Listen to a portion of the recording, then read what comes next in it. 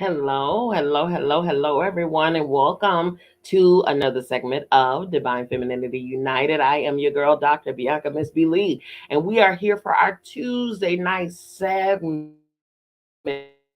of our collective reading, which is The Power of Intention, written by Dr. Wayne W. Dyer. This is learning to co create your world your way. And when I tell you this thing has been absolutely amazing so far, we are on chapter 9 of our reading. And that chapter, y'all get ready. We are going over, this is part 2 of the book. And this, every chapter of part 2 begins with, "It is my intention to." This chapter, "Be authentic and peaceful with all of my relatives." It is my intention to be authentic and peaceful with all my relatives. I I'm going to sit here and believe that this is going to be a very interesting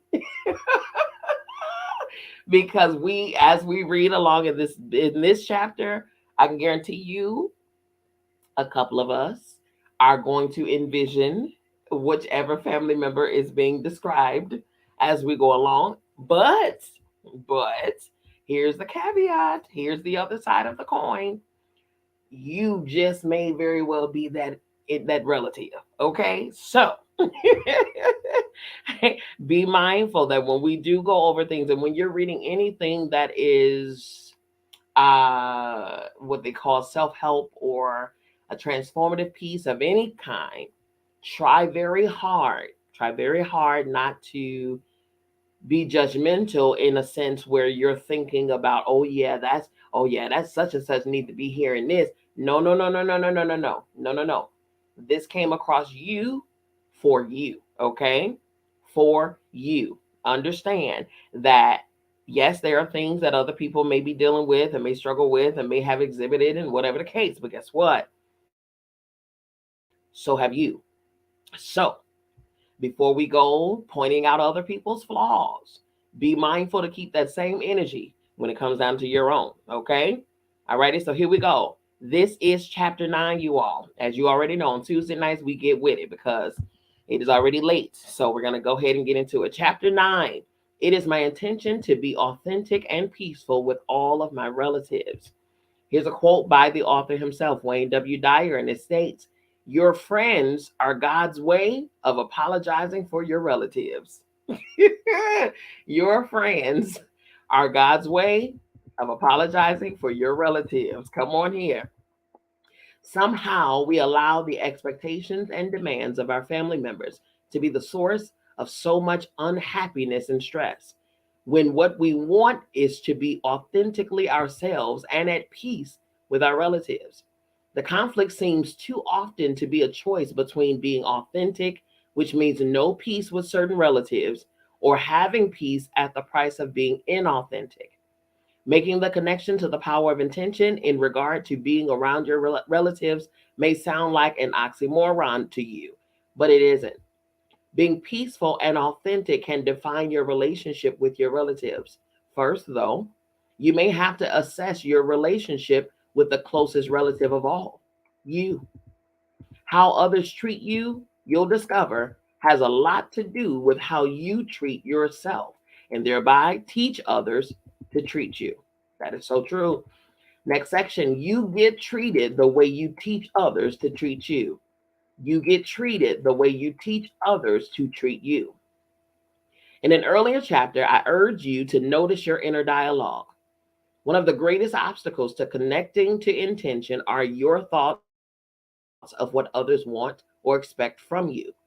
The more you focus on how upsetting it is that your family doesn't understand or appreciate you, the more you'll attract their misunderstanding or lack of appreciation. Why? Because what you think about expands, even when you think about what you find unnerving, and even when you think about what you don't want in your life. If you're attracted to this intention, then you most likely already know which family members pushes your buttons.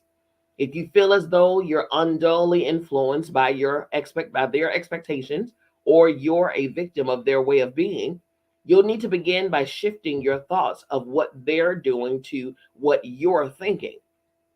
Say to yourself, I've taught all of these people how to treat me as a result of my willingness to make their opinions of me more important than my own. You might want to follow this up by emphatically stating, and it's my intention to teach them how I desire to be treated from now on.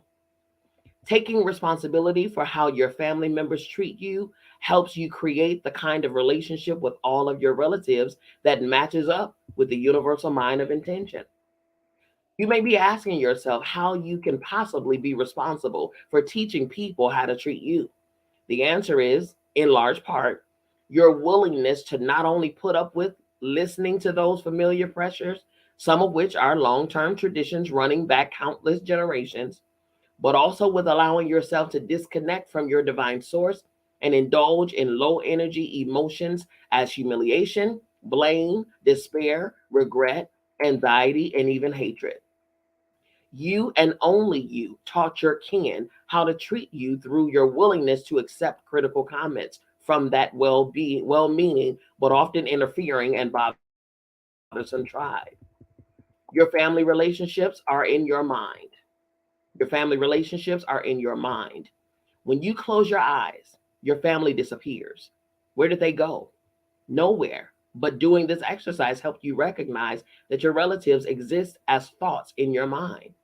And recall that God is the mind with which you're thinking. Are you using your mind to process your relatives in harmony with intention? Or have you abandoned or separated yourself in your mind by viewing your family in ways contrary to the universal source of intention? These people who are related to you are all ideas in your mind. Whatever power they have, you've given to them. What you feel is wrong or missing in these relatives is an indication that something is amiss within you. Because broadly speaking, anything you see in someone else is a reflection of some aspect of you. Otherwise, you wouldn't be bothered by it because you wouldn't notice it in the first place. In order to change the nature of family relationships, you'll have to change your mind about them and do a somersault into the inconceivable. And what is the inconceivable? It's the idea that you are the source of the anguish in your relationships rather than the individual whom you pegged as the most outrageous, the most despicable, or the most infuriating. Over the years, all of these individuals have been treating you exactly as you've allowed them to with your reactions and behaviors. All of them exist as ideas in your mind that have separated you from your source of intention. This can miraculously change when you choose to be at peace with everyone in your life, most particularly your relatives. If the focus of your inner dialogue about your family members is on what they're doing with what they're doing that's wrong, then that's precisely how your relationship with them will be experienced. If your inner speech centers on what's annoying about them, that's what you'll notice. As much as you're inclined to blame them for your annoyances, it's yours and it's coming from your thoughts. If you make a decision to put your inner attention, your life energy, or something quite different, your relationship will change. In your thoughts, where your family relationships exist, you'll no longer be annoyed, angry, hurt, or depressed. If in your mind you're thinking, my intention is to be authentic and peaceful with my relative, then that's what you'll experience, even if that relative continues to be exactly the way he or she has always been. That's true. Next section, changing your mind is changing your relationships. Changing your mind is changing your relationships. Being authentic and peaceful with your relatives is only a thought away. You can learn to change your thoughts by intending to create authentic and peaceful feelings within yourself. No one is capable of making you upset without your consent, and you've given your consent too frequently in the past. When you begin practicing the intention to be authentic and peaceful, you withdraw your consent to be in the lower energy. You connect to peace itself and decide to bring peace to your relatives, thereby immediately gaining the power to change the energy of family gatherings. Think of the relatives whom you've blamed for your feelings of anxiety, annoyance, or depression. You focused on what you disliked about them or how they treated you. And your relationship has always had an uncomfortable edge to it.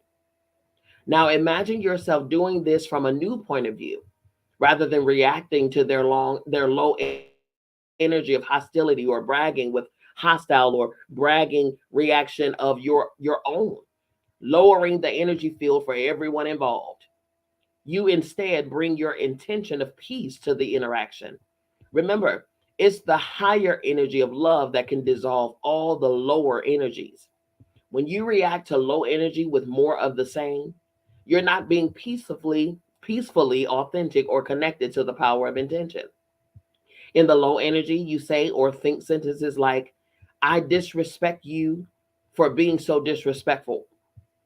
I'm angry at you for being so angry at the world. I dislike you because you're such a braggart.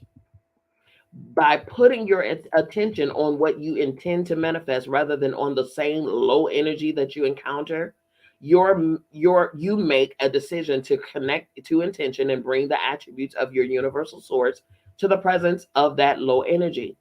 Try to imagine Jesus of Nazareth saying to his followers, I despise those people who despise me, and I want nothing to do with them.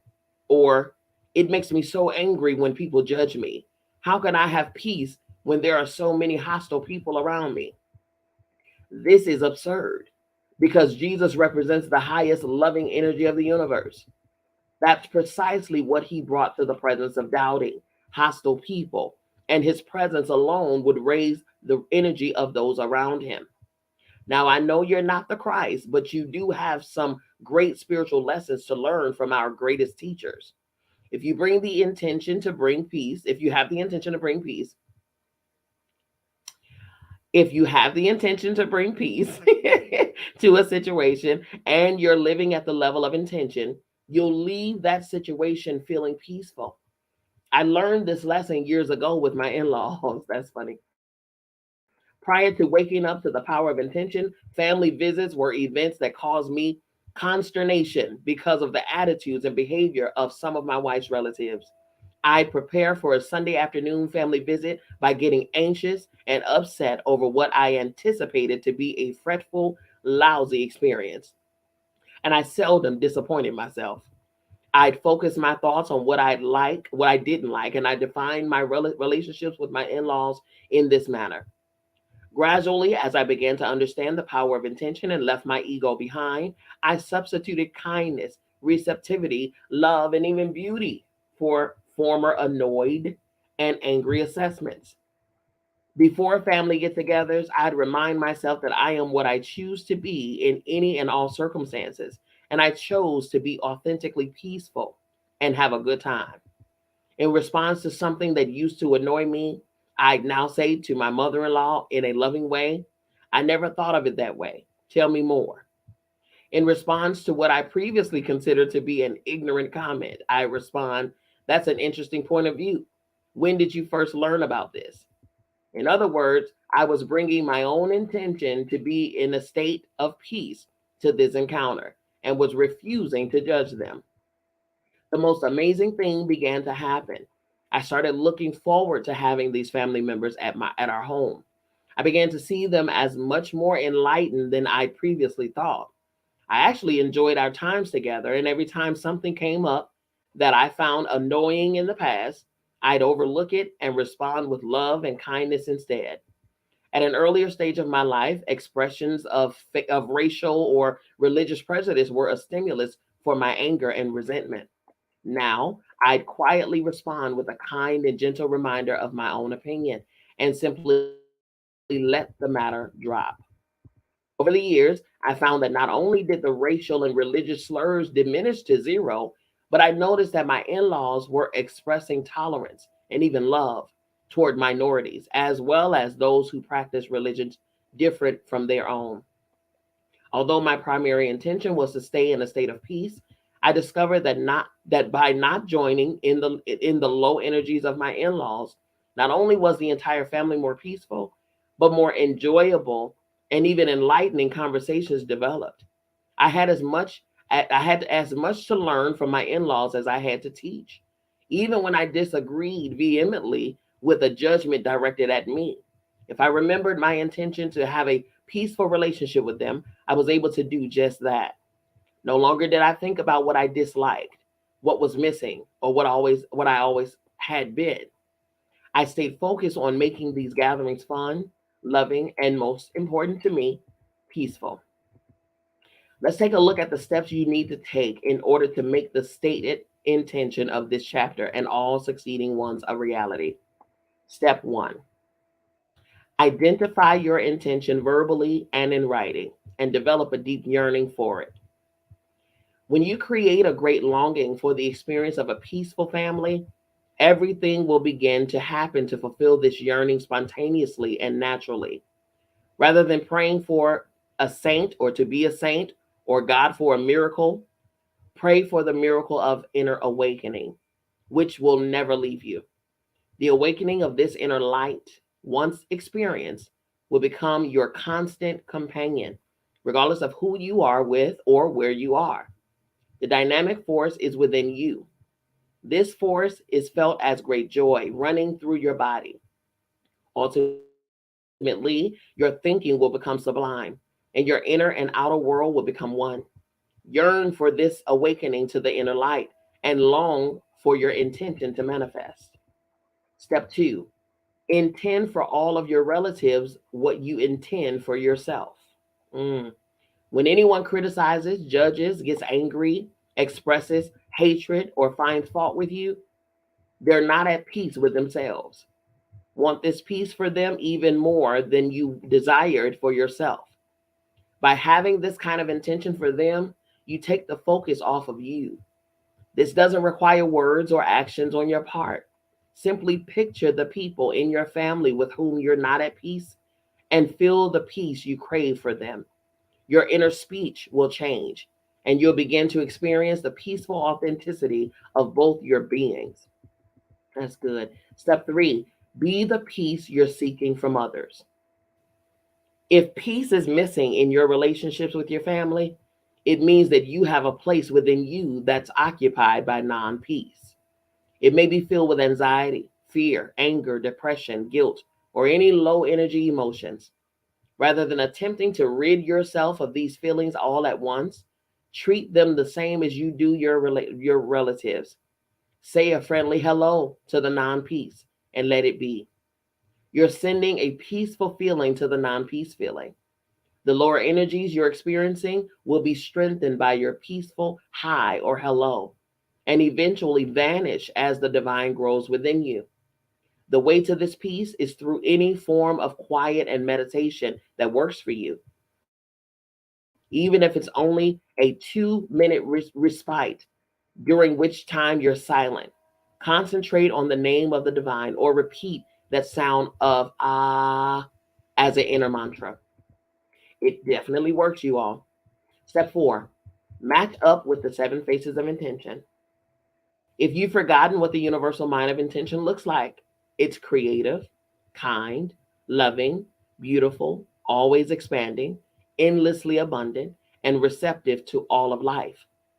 Play the match game that I introduced earlier in this book, and very quietly and with unbending intent, bring the face of the universal source of all to the presence of everyone whom you feel brings you down or interferes with your peace. This kind of spiritual energy will be transformative, not only for you, but also for your relatives. Your intention to be in peaceful relationships is now taking form, first in your mind, then in your heart, and ultimately, it will materialize. Step five, review all of the obstacles that have been erected on your path to familiar peace. Listen to any inner dialogue that focuses on your resentment of others' expectations for you. Remind yourself that when you think about what you resent, you act upon what you think about, while simultaneously attracting more of it to you. Examine your energy level for your tendency to react to lower energies with more of the same, and give your ego a reminder that you'll no longer opt to be offended or need to be right in these relationships.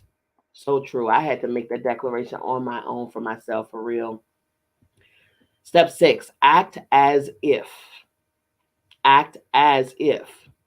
Begin the process of acting as if what you intend to manifest is already true.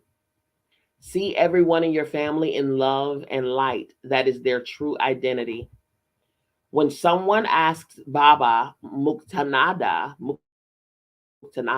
a great saint in India, Baba, what do you see when you look at me? Baba said, I see the light in you. The person replied, how can that be, Baba? I am an angry person. I am terrible. You must see all that. Baba said, no, I see light. This story is told by Swami, I can't pronounce the last name, in Kindle My Heart. So see the light in those others and treat them as if that is all you see. That's good. Ooh, that's good. Step 7, detach from the outcome. Detach from the outcome. Don't let your authentic and peaceful attitude depend on your relatives' behavior. As long as you remain connected to intention and radiate outward the high energy, you've achieved your peace. It's not your place or your purpose to make everyone else in your family think, feel, or believe as you do. The likelihood is great that you'll see dramatic changes in your relatives as you teach them with your own persona how you intend to be treated. But if they don't change, and if they continue their non peaceful ways, let go of your need to see them transformed. It all works in divine order. And the saying, letting go and letting God, is a helpful reminder for you. By letting go, you guarantee your own peace and you dramatically increase the odds of helping others to do the same. So true. Step 8, affirm. I attract only peace into my life. I remind myself of this affirmation many times on a given day, particularly with my children and other more distant relatives. I also practice this in grocery stores, when greeting flight attendants, when visiting the post office, and while driving my automobile. I say this silently to myself as an absolute truth with unbending intent on my part, and it works for me all the time. People respond to me with smiles, acknowledgments, friendly gestures, and kind greetings all day long. I also remind myself of the cogent observation from A Course in Miracles when I feel other than peaceful in any given moment with my family.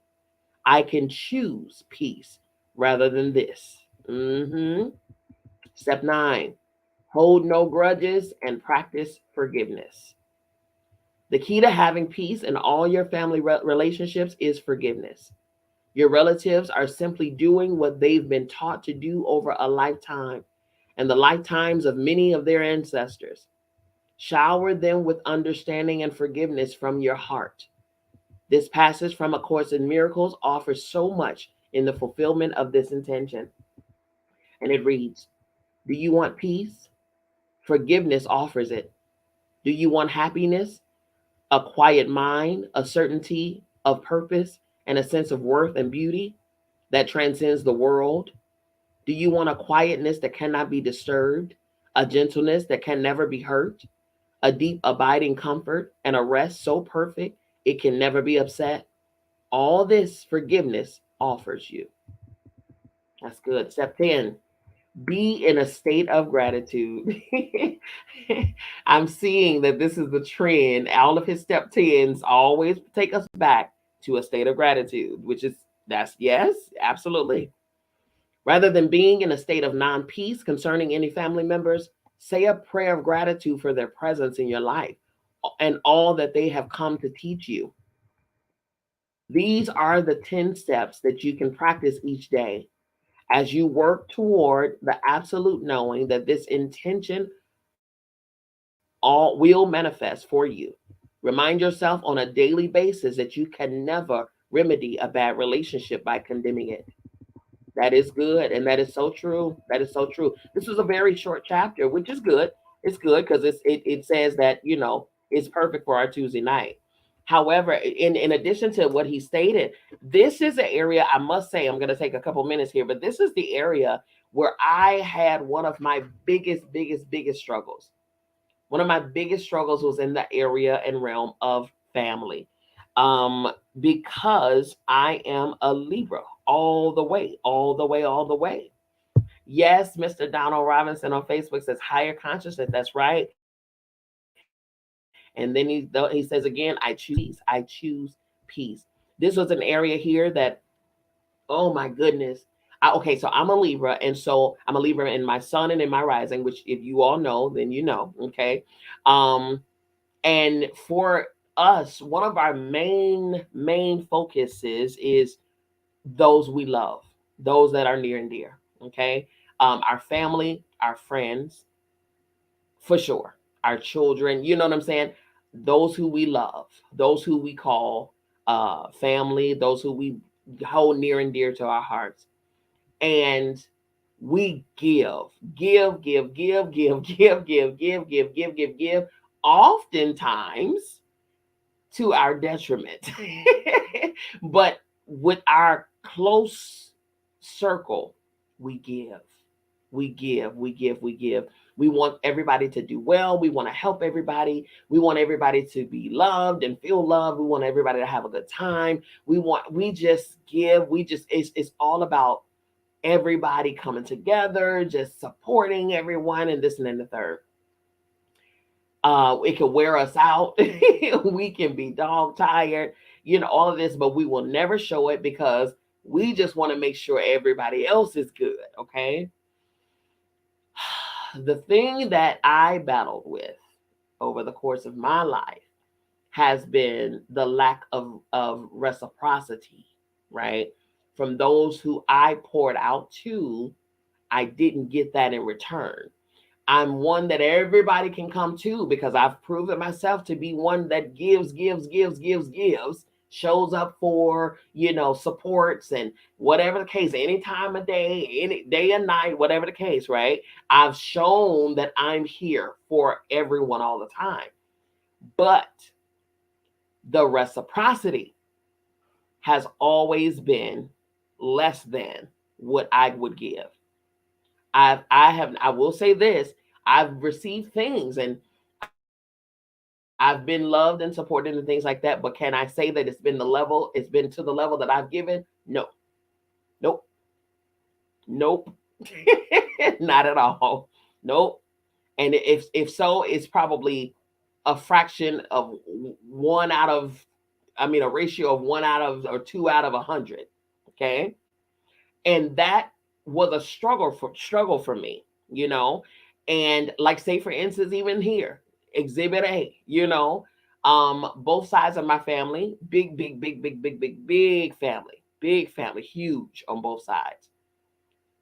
There has been times that I will go above and beyond, driving, flying, whatever, wherever, to get to whomever, because we're family, right? But here we are. I have a standing 2 day a week live where we're walking together, learning, growing, expanding, loving one another. We're focusing on self and reflecting and building ourselves and doing better and this and then the third. And I don't see not one member of my family. However, if the shoe was on the other foot, we are expected to drive, to fly, to hop, skip, jump, skateboard, rollerblade to wherever everybody else is. And this has been the course of my entire life, right?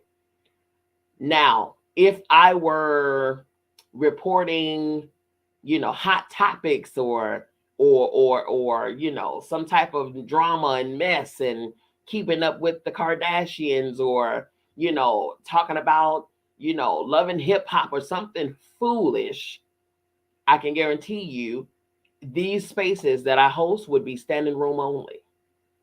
Standing room only. Okay. However, because I'm not entertaining, because, and here's the thing, when I did mention it, because I used to mention it all the time, you know what I mean? I used to mention it all the time. It did not change. It did not change. It would be a struggle to get my family members to share something. Okay. And I had this conversation with my mother a couple of weeks ago where I said, You know what? I said, I've long stopped worrying about that. I stopped looking for it. You know, I settled within myself. This was several years ago. My goodness. I settled within myself that maybe, just maybe, my family is not my audience. My family is not my customer. My family is not who I'm supposed to be talking to. Maybe that's just the case, right? And I also came to understand that I'm going to go where I'm appreciated. Okay. I'm going to attend to those who, who desires what I'm giving, and then where I can be fed as well. Sometimes you have to understand you were born to a family, but your mission may not be in that family. You see what I'm saying?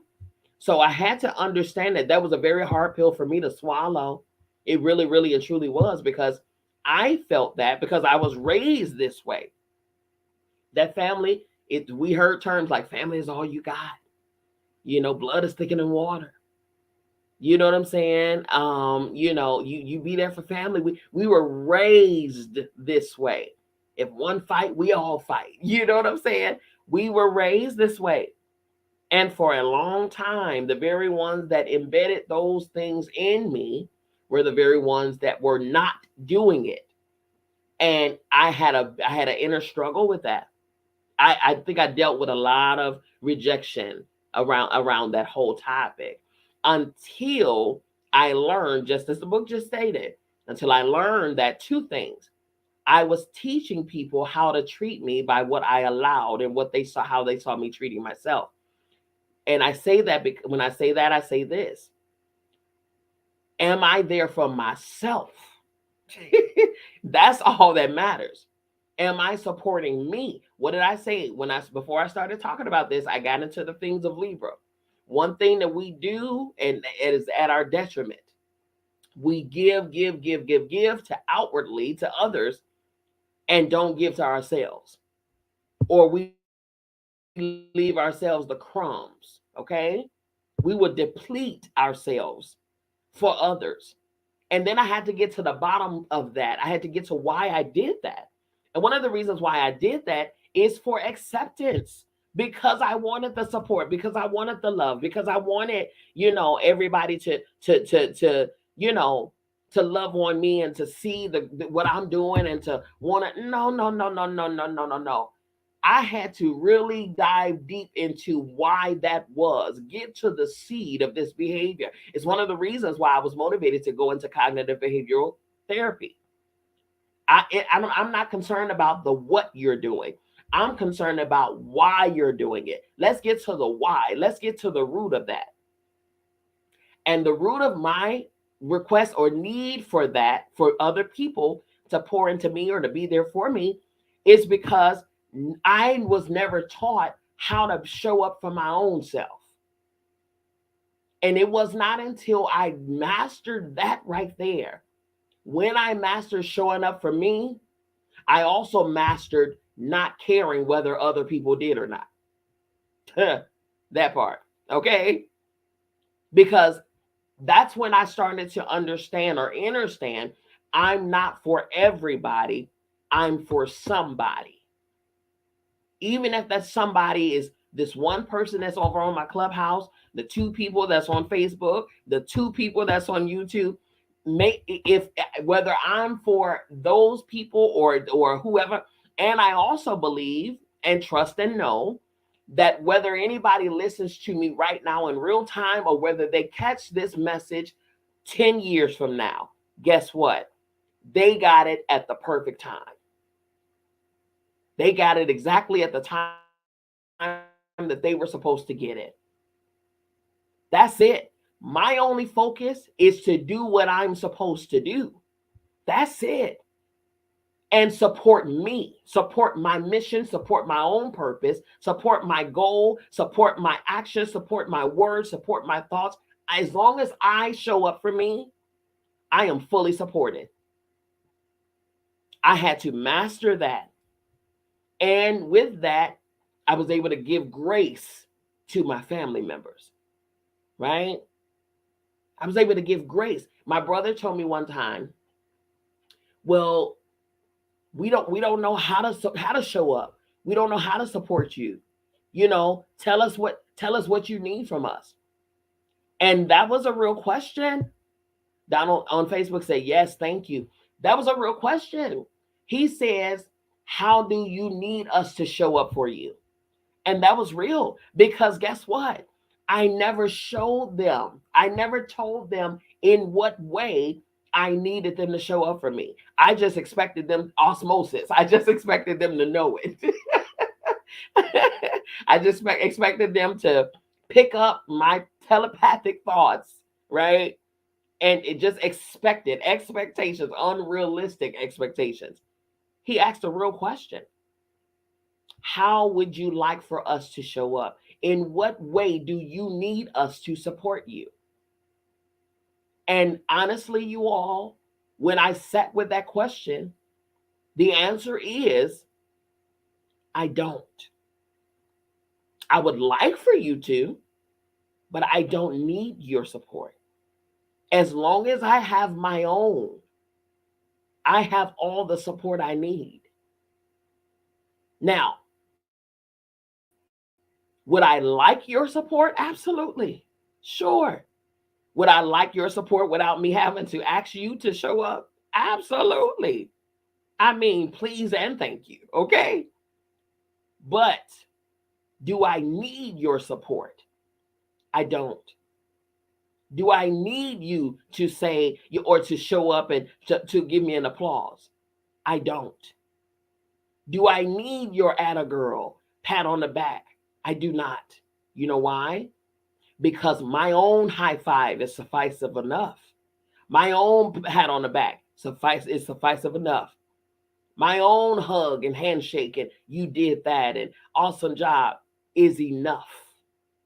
It's more than enough. And when I started to live that, and people in my family and outside of the family started to see, oh, wow, my level of confidence is through the roof now. I'm walking assertively, and my fruit speaks of itself. See, I'm producing fruit without the help of, without the support of, without the hello, right? Which means that this ain't going to stop, whether you hear or not, my love, respectfully, okay? Donald on Facebook says, be your own cheerleader. You better. You better. Because if you are not, it is a guarantee. It may be, it's a great possibility that you will not have one. Okay. I had to, first of all, in order for me to master that trait, I had to learn, identify, and become acquainted with who I am. Who are you? Do you know who you are? Do you know why you are? Huh? Do you know what you are? And the more and more I became acquainted, and still is, because it's a journey of unfolding, of unlocking. When I had the answers for myself of those questions, to those questions, the more I fell in love with who I am and the things of me. And the more I saw myself as enough. Anybody else? Bonus. But my cup stays full by my own hands. Respectfully, okay? Anything and anybody else is simply a bonus. I'm grateful for it, but it's a bonus nonetheless. Whether that person is present or absent, I am still full. Okay? Whether that person or those people or that family is present or absent, I'm not void. Trust me. I had to get it for myself and take the pressure off of family. All right? Extend grace to family, whether they show up or not. If they do, I'm excited. If they don't, I'm still excited. I'm excited for those who are here, right? We do spend a lot of time on focusing on things that we don't like. When I learned that and I saw the the foolishness behind that, Why do we focus on things that we don't want? Why do we give energy to that? When I understood the power of energy,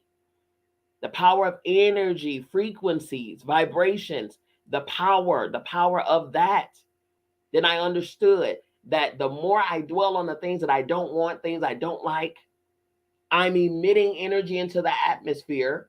And the law of attraction says what you emit is what you draw. So I'm fussing and complaining about who's not there and them not ever being there and they're not doing this and ain't nobody doing this and they don't care and da da da da da da da da. And what I don't realize is that I'm asking the universe to give me more opportunities to say these same complaints over and over again.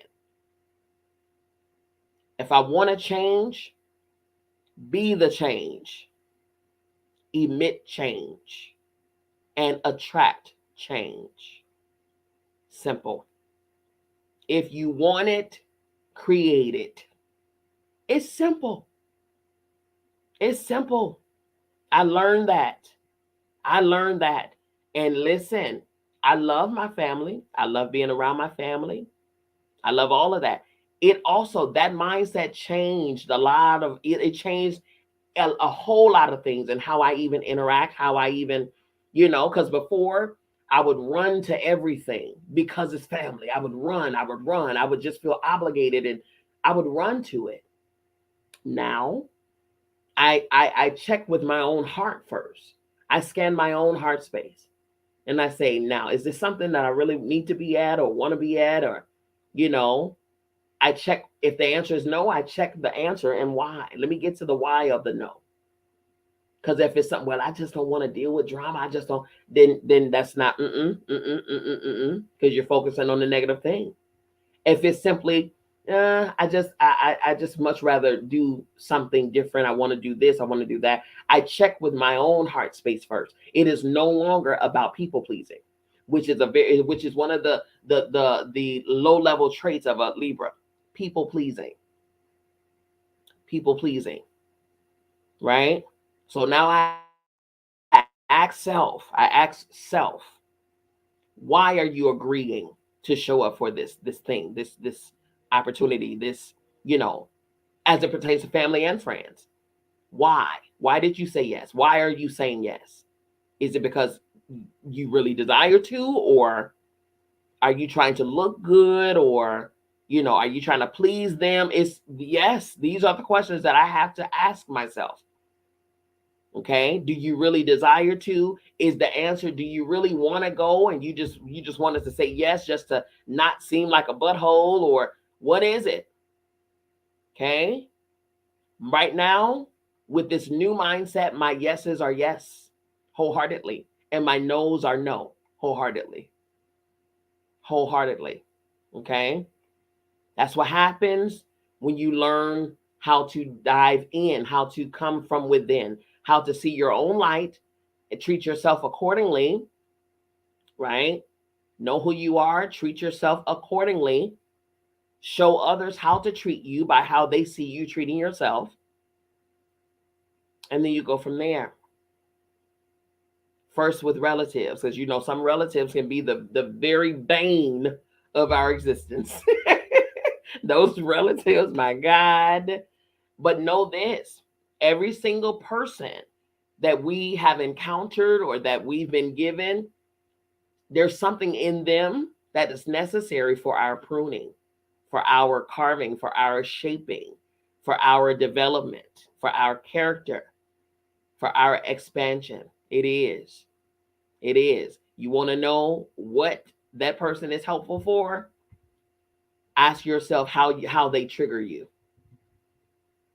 Because once you identify who triggers you most, and then what them that triggers you, guaranteed is something that trigger is an indicator in yourself of what you need to heal and work on. That person is simply a reflection of an element in you that needs to be healed. So at the end of the day, they are helping you out, whether you realize it or not. They are helping you because they are a reflection of you. It's something that is very hard for us to digest. but it's a truth nonetheless. If that family member annoys you, ask yourself why. Because it's something in you that they're reflecting to you about yourself. That's okay. So when we see that, that's why I said before we even began to read, I said a lot of this stuff in this passage, in this particular chapter, is going to remind you of another family member, right? Try your very hardest not to judge, because guaranteed, either this can be indicative of a family member that you have, or you can be the family member that this is talking about. Okay, look at what's in front of you.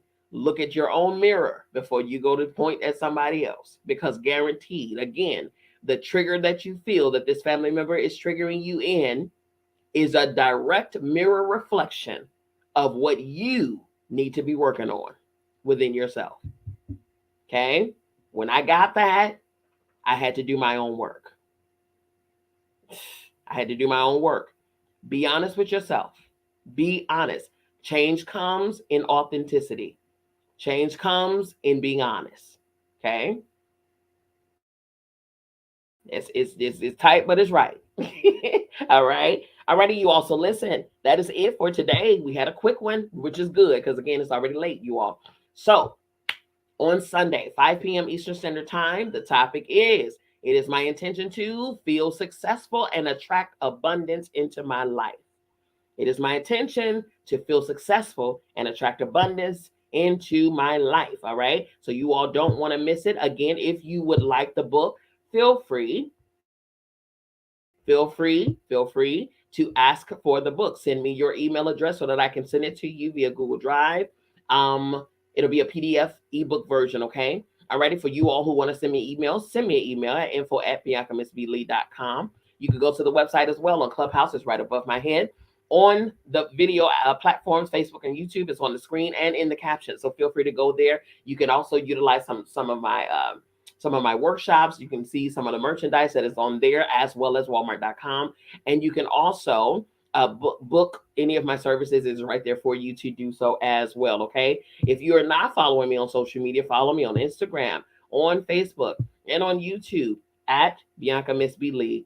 On all Dr. Bianca Miss B. Lee. Okay. On Twitter is just Bianca Miss B. Lee, okay? All righty. Mr. Donald, thank you so much. Inbox me with your email address and I'll send it over to you, okay? Send me a private inbox and I'll send you the book as soon as we are done. As soon as I shut this down, I'll send it directly to you. I got to do it now or I will forget, okay? So I appreciate you inquiring about it, okay? All righty, you all, listen. Sunday. We're back here 5 p.m. Eastern Standard Time right here on Divine Femininity United. I am your girl, Dr. Bianca Miss B. Lee. And once again, as you already know, I love you. I mean it. There's absolutely positively nothing you can do about it. Don't you even try it. We will see you back here on Sunday. Peace.